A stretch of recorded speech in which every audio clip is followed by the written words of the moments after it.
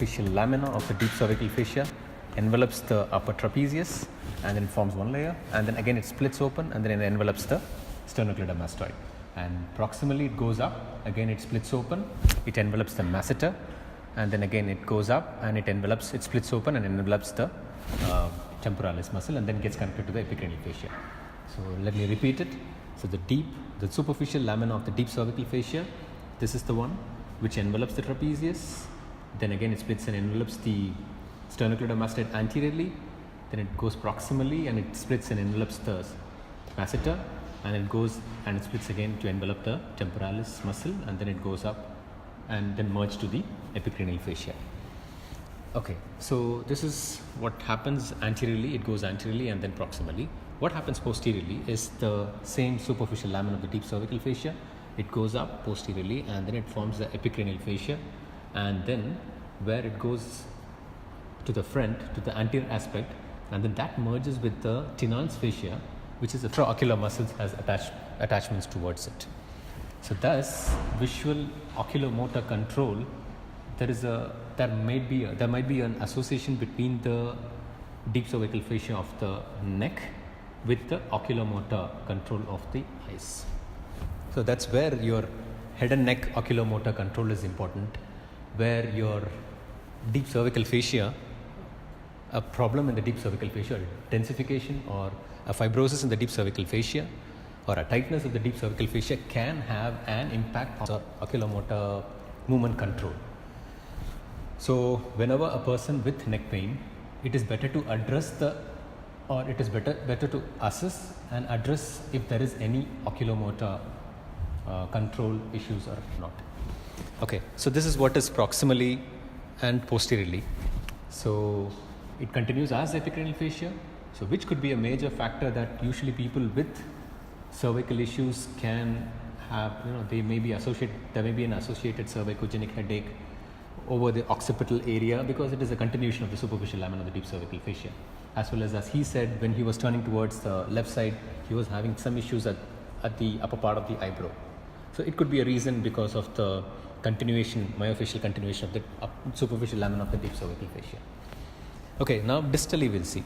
So distally, the upper trapezius, or laterally, I would say laterally and distally, the upper trapezius, it continues down as a deltoid fascia. So what does that mean?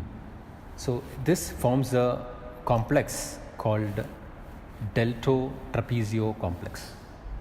Okay, so upper trapezius along with the deltoid both helps in the abduction of the arm, because they are forming a functional unit together, which is fused by the deep cervical fascia continuation. That thus forming a unit, or thus forming a functional unit providing abduction of the arm. So the deltoid, we always think it has attachment to the deltoid tuberosity. It is not the only case. If you see in detail, it also sends some fibrous expansion attachment towards the lateral intermuscular septum. And if you see the extensor carpi radialis longus and the brachioradialis, not only they have attachments to the common extensor origin, but also it has attachment to the lateral intermuscular septum. Thus, there is a continuation of the trapezo-deltoid complex and then the extensors of the forearm, and then it continues down, where it continues down as the dorsal fascia of the hand. So thus the deep cervical fascia can have an impact throughout the arm. It can have an impact on headache, cervicogenic headache, or pain just above the eyes. It can have an impact on the temporomandibular joint, or even it can have an impact on the temporal headache, as it has attachment to the temporalis muscle. So it forms a pectoral fascia that envelops the pectoralis major, and then it also it goes posteriorly. After enveloping the pectoralis major, it splits open and envelops the pectoralis major, which is nothing but the continuation from the sternocleidomastoid.